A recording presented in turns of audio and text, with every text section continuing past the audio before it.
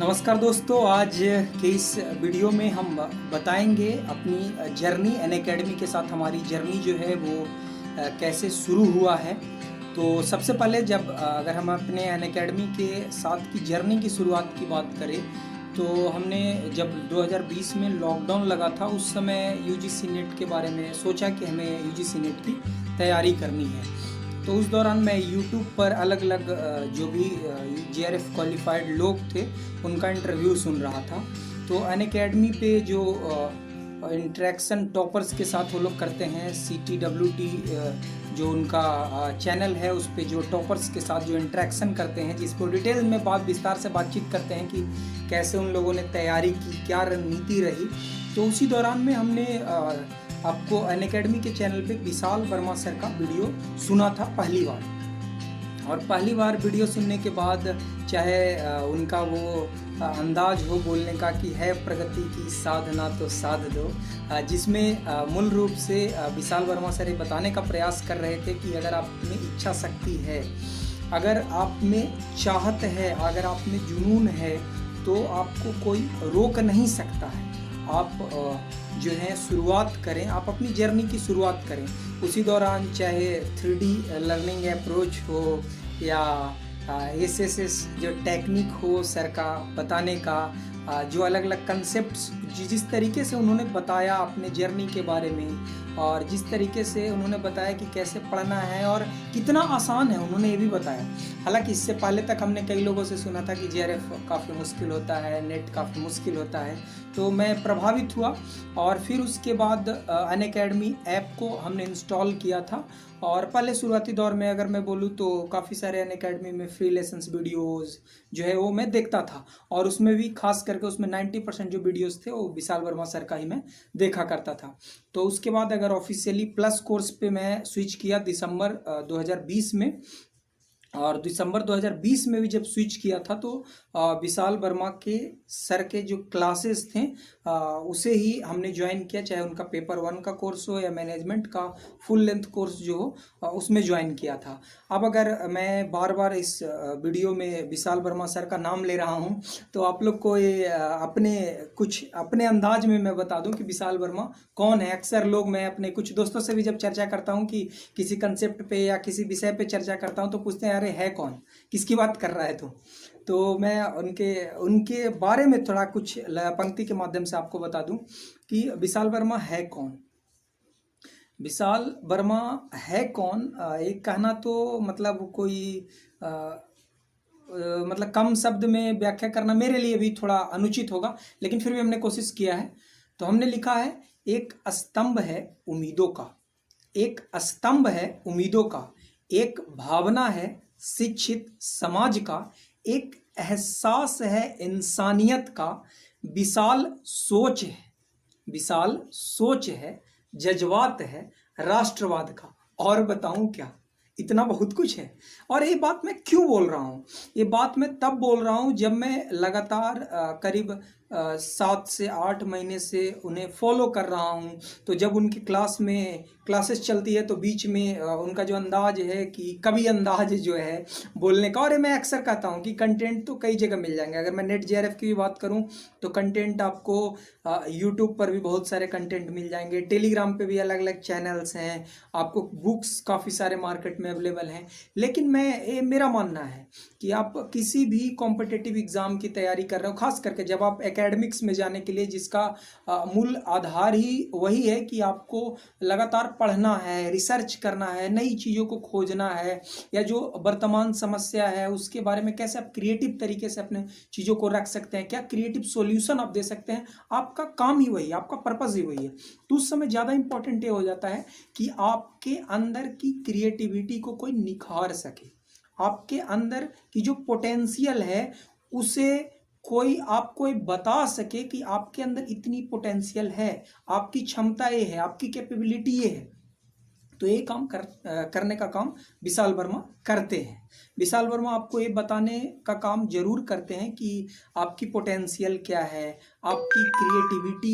Creativity क्या है, आप क्या कर सकते हैं। जैसे कि मैं अगर खुद बताऊं तो मैं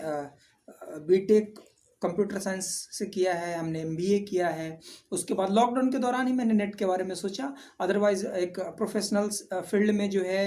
इतनी अर्निंग हो जाती है कि इतनी अर्निंग की कैपेबिलिटी है और इस पोजीशन में होते हैं कि नॉर्मली आप अपने लाइफ को सर्वाइव कर सकते हैं। लेकिन उस वक्त पे अगर कोई आपको ये बताए कि रिसर्च की इम्पोर्टेंस क्या है, आखिर इम्पोर्टेंस के साथ साथ आपको ये भी बता दे कि आपको किस तरीके का रिस्पेक्ट मिल सकता है, आपकी किस तरीके की आपकी जो वैल्यू सिस्टम है उसमें ग्रोथ हो सकता है, या फिर अगर मॉनेटरी टर्म में या रिवार्ड अगर आप समझ लें तो वो कितना मिल सकता है आपको। जैसे कि हमको इससे पहले नहीं पता था कि आपको अगर जेआरएफ आप क्वालिफाई करते हैं तो आने वाले 5 साल में आपको 25 से 30 लाख रुपए आप पे गवर्नमेंट जो है वो खर्च करती है, और जो कि एक नॉर्मल एवरेज पैकेज भी यही होता है।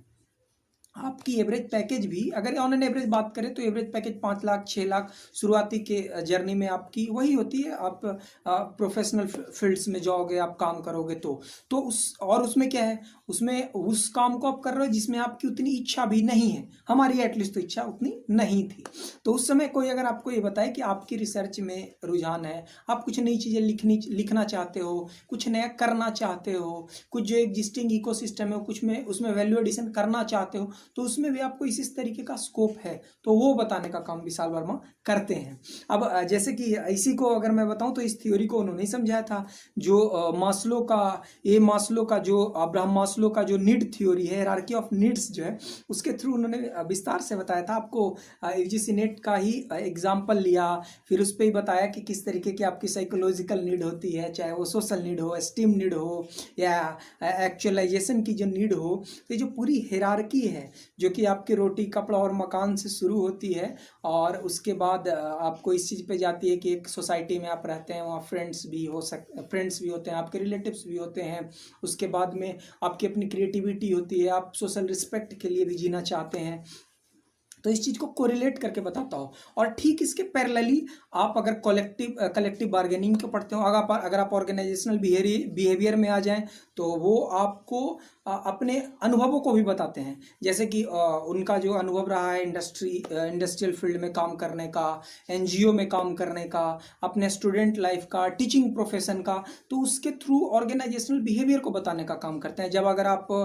वेज थ्योरी पढ़ते हैं तो उसमें पेरोल सिस्टम के बारे में जब आप पढ़ते हैं तो उसमें उनका एक अपना एक्सपीरियंस है उस फील्ड में, वो काफ़ी समय से काम कर रहे हैं, तो उसको एक प्रैक्टिकल नॉलेज देते हैं, जिसके बाद आपको हर एक पॉइंट समझ में आ जाता है। अगर वही जैसे हम जैसे जो स्टूडेंट हैं, आपको साइंस बैकग्राउंड से हम लोग आते हैं, तो जैसे फाइनेंशियल मैनेजमेंट और अकाउंटिंग का जो पार्ट होता है वो हम लोग को पहले बुझाया करता था कि ये काफ़ी टफ है। और जनरली ऐसा मैं भी करता था कि अगर मॉक भी दे रहा हूँ या फिर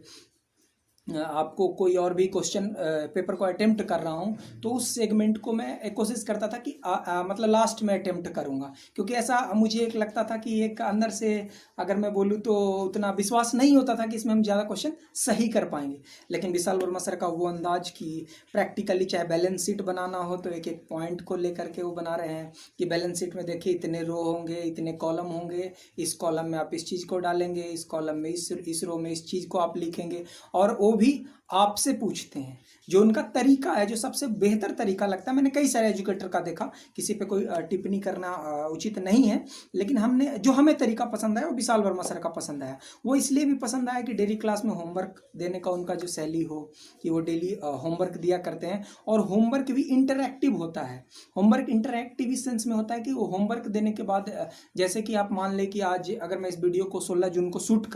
रिकॉर्ड कर रहा हूँ, तो 15 जून को उन्होंने दिया कि आप वेज थ्योरी पढ़ कर आइएगा, कलेक्टिव बार्गेनिंग पढ़ के आइएगा, ठीक है। आपने और इस तरीके से और भी 4-5 होमवर्क उन्होंने दिया। तो अब जब अगले दिन हमारी शुरुआत होगी तो इस चीज़ करेंगे कि कोई होमवर्क टैग कर देना, तो आपको क्वेश्चन सेक्शन में जाकर होमवर्क टैग कर देते हैं। और उसके बाद जैसे उन्होंने कलेक्टिव बार्गेनिंग से शुरुआत किया तो उन्होंने पूछेंगे कि अच्छा बताइए आप लोगों ने क्या पढ़ा है कलेक्टिव बार्गेनिंग के बारे में। तो 5-10 बच्चे जिन लोगों ने जो पढ़ा है, और अपने टर्म्स में, ये इस चीज़ पे उनकी जोर होती है कि आप किताब की भाषा नहीं लिखिएगा, आपने क्या समझा वो अपने शब्दों में लिखिए। तो इससे क्या एडवांटेज होता है कि कलेक्टिव बार्गेनिंग को कम से कम अगर आपको आपके साथ ही पढ़ने वाले 5 से 10 लोग जब उसी एक टॉपिक को अलग अलग तरीके से डिफाइन कर रहे हैं, एग्जाम्पल दे रहे हैं, तो आप इस बात को समझ पाते हैं कि कलेक्टिव बार्गेनिंग है क्या। आपके मन में जितने भी डाउट होते हैं वो एक तो जो खुद बच्चे लिखते हैं उससे क्लियर हो जाते हैं, और सर एक एक जो बच्चे अपना आंसर लिखते हैं उस चीज़ को पढ़ते हैं। और ऐसे क्लासेस में हमने जनरली जो हम लोग इस क्लासेस में होता है वो आधे घंटे तक लगभग 20 से 30 मिनट तक जो है उस पर डिस्कशन होता है। डिस्कशन फ्रूटफुल होता है जिससे सबसे ज़्यादा समझ में आता है। उसके बाद से जो हमने देखा है कि आपको जैसे कलेक्टिव बार्गेनिंग को ही ले ले, तो कलेक्टिव बार्गेनिंग में चर्चा के दौरान सर लाइव एग्जाम्पल पे बात करते हैं। वो एग्जाम्पल चाहे इंडस्ट्री फील्ड के किसी जो बड़े इवेंट जो हुए हैं देश में, जिसको जो भी एक अवेयर लोग हैं, जो छात्र जो जागरूक हैं, वो उस एग्जाम्पल से अपने आप को कोरिलेट कर पाते हैं, उस एग्जाम्पल को वो पिक करते हैं। उसके साथ साथ क्या जैसे कलेक्टिव बार्गेनिंग के फेल्यूर के क्या पॉइंट्स हो सकते हैं, तो जैसे उस पर उन्होंने बताया कि labour union day by day जो है वो कैसे आपको उसके स्ट्रेंथ जो है वो कम हो रही है, इस चीज़ को भी एक्सप्लेन किया उन्होंने। इसके अलावा आपको अगर हम बात करें तो बीच बीच में वो राष्ट्रीयता की भी बात बताते रहते हैं। अब हमें क्या फ़र्ज है, हमारी इस चीज़ पे भी जोर देते हैं। जैसे कोविड के दौरान उन्होंने अलग से वेबिनार लिया, तो उस दौरान उन्होंने बताया कि हमें पेड़ पौधे जो अपने छोटे छोटे, अगर आप किसी बड़े फार्मिंग लैंड नहीं है आपके पास, है कोई बड़ा लैंड नहीं है, तो कम से कम आप अपने छत पे, बालकनी में, पोर्ट में जो है वो छोटे छोटे पौधे लगा सकते हैं, तुलसी का पेड़ लगा सकते हैं, तो उसमें आप प्रतिदिन जल दें। आप कोविड के दौरान उन्होंने कई सारे स्पेशल क्लासेस लिए, तो उस दौरान उन्होंने खास करके इस बात पे जोर दिया कि आप किस तरीके से खुद फिट रहें, आपको इस दौरान में कैसे लोगों को मदद करना चाहिए, इस चीज़ के लिए भी उन्होंने काफ़ी मोटिवेट किया। प्लस में कई सारे बच्चों के जब नॉन कोई रिलेटिव्स हों, फ्रेंड्स हों, या कोई और भी लोग हों जो कहीं समस्या से ग्रसित हों, तो कई छात्र जो हैं उनके साथ शेयर करते थे कि सर यहाँ पर फलाना फलाना शहर में फलाने व्यक्ति हैं, तो अगर मदद हो सकती तो आप मदद कराएं। तो वो अपने माध्यम से मदद भी कराते थे। यानी एक वो ऐसे शिक्षक हैं जो आपके होलिस्टिक डेवलपमेंट के लिए, आप एक कैसे बेहतर इंसान बने। आप सिर्फ अनअकैडमी के थ्रू आप पढ़ें, यूजीसी नेट क्वालिफाई कर जाएं, उस चीज़ पे उनका फोकस नहीं होता। उनका फोकस एक पूरे पैकेज के रूप में आपको कैसे तैयार करें, एक इंटीग्रेटेड पैकेज हो, एक इंटीग्रेटेड अप्रोच होता है उनका। खुद इस बात को जोर देते हैं कि मैं आपको सिर्फ नेट के लिए तैयार नहीं कर रहा हूँ, मैं आपको इस चीज़ के लिए भी तैयार कर रहा हूँ कि आगे चल करके अगर आप टीचिंग प्रोफेसर में जाएंगे, असिस्टेंट प्रोफेसर बनेंगे, या फिर आप रिसर्च में जाएंगे, या फिर किसी अन्य क्रिएटिव फील्ड में ही आप जाएंगे, तो कैसे बेहतर इंसान बने आप। जैसे कि आप हम लोग काफ़ी प्रेरित होते हैं, उनकी जो अपनी कहानी है, उनकी जो अपनी संघर्ष की कहानियां हैं, उसके थ्रू भी वो पॉइंट्स को समझाने की कोशिश करते हैं कि देखिए ये जो है अंधकार, अगर आपको जैसे कोविड के दौरान ही अगर आप देख ले तो कई बार स्ट्रेस मैनेजमेंट का भी वो सेशन लेते हैं। अभी पिछले दिनों इन्होंने स्ट्रेस मैनेजमेंट का सेशन लिया, उस दौरान में वो बताते हैं कि ये स्ट्रेस स्वाभाविक है, और ये हम लोग सब भी मानते हैं कि कभी भी जब आपके अकॉर्डिंग नहीं हो रहा, आपकी डिजायरेबल चीज़ नहीं हो रही है, तो आपको स्ट्रेस आएंगे, ठीक है, लेकिन एक टेम्पोररी एक इवेंट है, टेम्पोररी एक इवेंट है। और इस लाइन पे अक्सर जैसे दुष्यंत जी की पंक्ति है, वो अपने अंदाज में हमेशा विशाल वर्मा सर इसको कहते रहते हैं कि हो गई है पीर पर्वत सी पिघलनी चाहिए, लेकिन जो दुष्यंत की पंक्ति थी उसे थोड़ा मॉडिफाई करते हुए सिर्फ पढ़ाने के दृष्टिकोण से वो इस बात को बताते हैं कि हो गई है पीर पर्वत सी पिघलनी चाहिए, अब इस हिमालय से कोई ज्ञान की गंगा निकलनी चाहिए। आपको चाहे अगर भावना समझाना हो कि किस तरीके से आपको भी देश हित में काम करना हो, तो उसके लिए वो हमेशा गुनगुनाते रहते हैं अक्सर क्लासों में कि सार मेरे साधना का शेष रहना चाहिए, मैं रहूं या ना रहूं ये देश रहना चाहिए। उसके साथ ही जैसे कुमार विश्वास साहब की पंक्ति हैं, उसको भी अपने अंदाज में, यानी जो भी एक बेहतर पंक्तियां हैं जिसके थ्रू आपके हौसलों को बढ़ाया जा सके। हमें जरूरत भी उसी चीज़ की होती है, क्योंकि हम ग्रेजुएशन कर रखे होते हैं, हम पोस्ट ग्रेजुएशन कर रखे होते हैं, उसके बाद हमारी ज़रूरत ये होती है कि कोई हमारा मार्गदर्शन, बेहतर मार्गदर्शन कर दे, कोई हमारा हौसला बढ़ा दे, तो हम अपनी लक्ष्य को पालेंगे। तो उस दौरान ये बताते रहते हैं कि हवा का काम है चलना, दिया का काम है जलना, वो अपना काम करती है मैं अपना काम करता हूँ। तो आप लोग अपना काम करिए, आप लोग पढ़ाई करिए, जो आप लोग को काम करना है उस काम को करिए। तो सर आपकी ये सारी जो पंक्तियाँ हैं वो हम लोग को बहुत ही उत्साहित करता है, एक्साइटमेंट देता है कि इस चाहे कोविड के दौरान हो, निश्चित रूप से दौरान दौरान जो है वो काफ़ी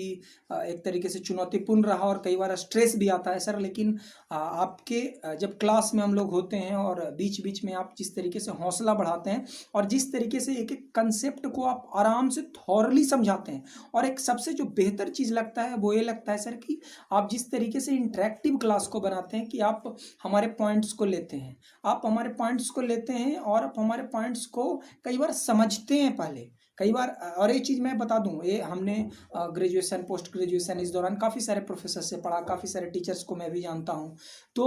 आप एक उनमें से एक अच्छे टीचर इसलिए भी हो कि आप एक हर एक पॉइंट को, अगर कोई पॉइंट आपके माइंड में तुरंत नहीं आ रहा है तो आप थोड़ा पॉज लेते हो, आप समझते हो, आप उसे देखते हो और उसके बाद आप उस पर एक रिस्पॉन्ड करते हो और बेहतर रिस्पॉन्ड करते हो कि जिससे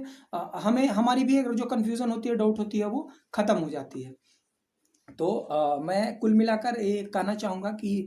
विशाल वर्मा के साथ हमारी जर्नी जो है अनअकैडमी पे बहुत ही बेहतर चल रही है और ये हमारा सौभाग्य ही है कि आप हमें इस सफ़र में मिलें। और ये सफ़र ऐसा बना है, आपसे एक रिश्ता ऐसा बना है, आपसे एक बार भी मुलाकात ऐसी नहीं हुई है, लेकिन रिश्ता ऐसा बना है कि हमने ये तो मन बना लिया है कि हमें आप जैसे गुरु चाहिए, हमें आप चाहिए गुरु के रूप में, ताकि कोई भी लक्ष्य को हम हासिल कर सके। ये जो है हमारा जर्नी कैसे शुरू हुआ अनअकैडमी के साथ, विशाल वर्मा सर के साथ हमारी सफ़र कैसी चल रही है, उसके बारे में हमने इस वीडियो रिकॉर्डिंग में बताने का कोशिश किया है। आपने हमारी बात को सुनी, इसलिए आपको बहुत बहुत धन्यवाद।